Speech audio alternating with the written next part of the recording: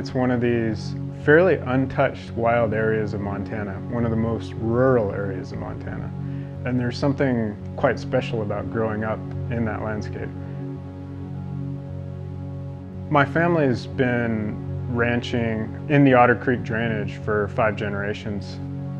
Growing up in Otter Creek has really inspired me to become a wildlife filmmaker because I was so immersed in it as a child. I was always out amongst, the critters out there on the ranch as well as the wildlife surrounding it.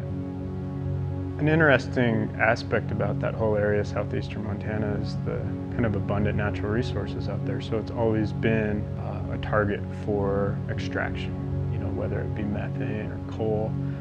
There's been people knocking on their doors for a lot of years now.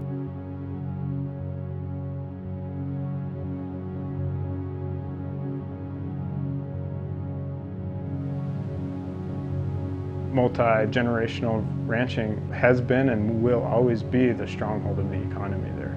Natural resource extraction is a short-lived thing in comparison. Small family ranching that can happen decade over decade over decade is very important. And we have to realize that, this generational economy is something worth preserving.